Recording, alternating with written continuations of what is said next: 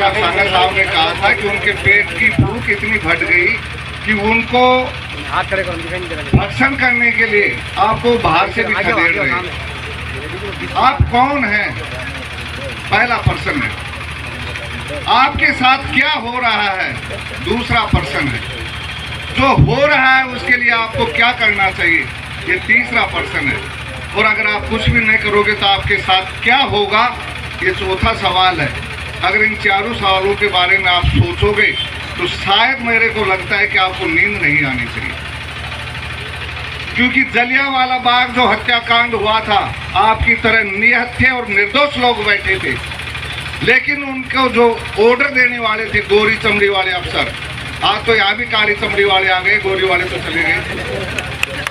जो काली चमड़ी वाले उस दिन जो गोरी चमड़ी वाले अफसर थे, जो इन जैसे कारिंदों को ऑर्डर दे रहे थे और वो आपके सीने में गोलियां उतार रहे थे, आज वो काली चमड़ी वाले ऑर्डर देंगे, हो सकता है ये भी आपके सीने में गोलियां दे सकते। भाई साहब सांगा साहब ने कहा था कि दिल्ली को उन्होंने हाईजैक कर दिया था। आप अपनी जमीन के लिए लड़ रहे हो।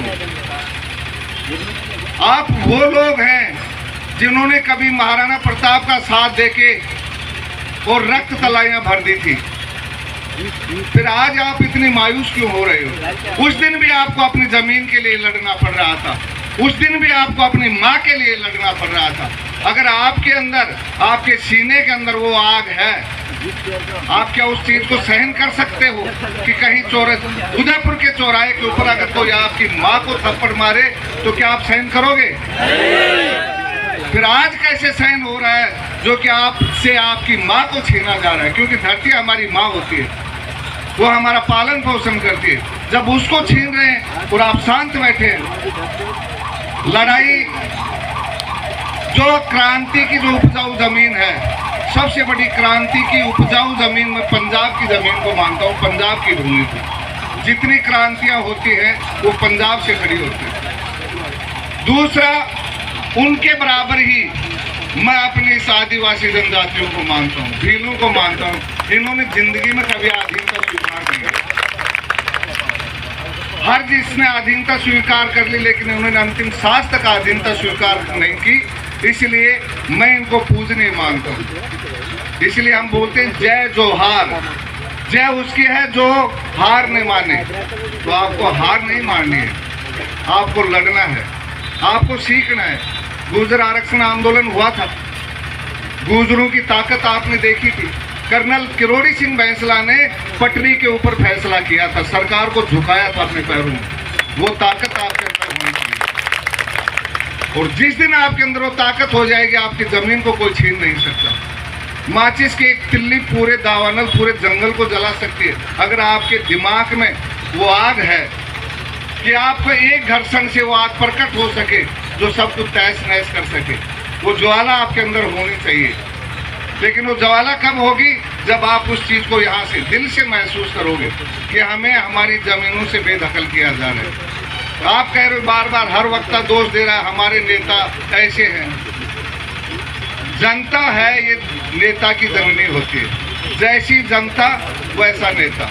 अब आप देखो कैसे नेता को चुनते हो, क्योंकि हमारी कलम में ताकत नहीं है।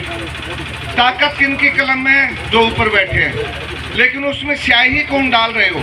स्याही आप और हम डाल रहे हो। अब वो स्याही कैसे डाल रहे हो? नीली स्याही से आपका स्वर्णिम इतिहास लिखा जा रहा है या लाल स्याही से आपके इतिहास को मिटाया जा रहा है? वो आपके ऊपर डिपेंड करता है। आप उन लोगों के चुन के भेजो जो हमारे हक की लड़ाई लड़ सके, हमारे लिए लड़ाई लड़ सके।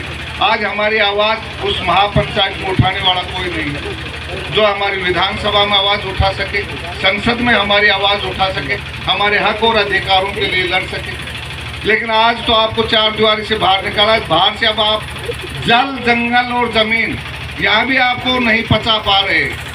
फिर कहाँ रहोगे? इससे आगे कहाँ जाओगे? भाई साहब सांगा साहब कह रहे थे कि इससे आगे कहाँ जाओगे? कहाँ तक भागते रहोगे? विवेकानंद साहब के पीछे एक बार एक बंदर हो गया, वो उसके सामने दौड़ने लगा, तेज दौड़ रहा था, बंदर उसका उतना ही पीछा कर रहा था। किसी विद्वान आदमी ने कहा कि रुक जाओ, जितना दौड़ेगा उतना ये बंदर पीछा करेगा। वो वहीं की वहीं रुक गया तो बंदर भी वहीं रुक गया। तो ये बंदर आपका पीछा करते रहेंगे अगर आप दौड़ते रहोगे तो आपको कहीं रुक के मुकाबला करना है। भाई साहब कह रहे थे कि आप रुक के खाओगे तो 4 लगेंगी और अगर भागोगे तो आपको कहीं तक नहीं छोड़ेंगे, आपकी सब चीज़ें छीन लेंगे। तो इनके साथ आपको रुक के मुकाबला करना है, आपको संघर्ष करना है, जीत निश्चित मान के चलो। आप अपनी जीत निश्चित मान के चलोगे तो आपको कोई हराने वाला नहीं है। हम KMM वाले, राज्यसभा वाले, हर आदमी हर चीज़ आपके साथ है, लेकिन वो आपका विश्वास आपके साथ होना चाहिए। आपका विश्वास नहीं डगमगाना चाहिए। आप जब भी याद करोगे, जब भी बुलाओगे, हम आपके साथ कंधे से कंधे मिला के साथ देने के लिए तैयार हैं। मैं आपको ज़्यादा समय नहीं लेते हुए, क्योंकि धूप है, तो इसका मतलब ये नहीं कि आपकी छुट्टी हो रही है। जब तक हमारी मांगें नहीं मानी जाएं, तब तक हमें धरना प्रदर्शन से आगाह करता रहना चाहिए। और नहीं तो आपके बड़े बुजुर्ग कहते हैं ना कि सीधी आंगली से गई नहीं निकले तो कैसे करांगा टेढ़ी आंगली, तो टेढ़ी आंगली से गई निकलो, लेकिन निकाला छोड़ाना। तो आपको जल जंगल जमीन से जो बेदखल किया जा रहा है, भूमाफिया लोग उसको करें, क्योंकि उनके पैसे की भूख है। वो आपका जीवन, आपकी जीवनचर्या, आपका जीवन यापन सब कुछ आपसे छीन लेंगे। तो दृढ़ता से रहना है और ये संकल्प लो कि दोबारा आप कभी भी एकत्रित हो, यहाँ कभी भी इकट्ठे हो तो पूरे जन समर्थन के साथ आओ। उदयपुर जाम हो जाना चाहिए पूरा, इतने लोग यहाँ पहुँचो। नहीं आप 10-5 लोगों की कोई बात नहीं सुनेगा, हम सिर्फ जय जोहार करते रहेंगे।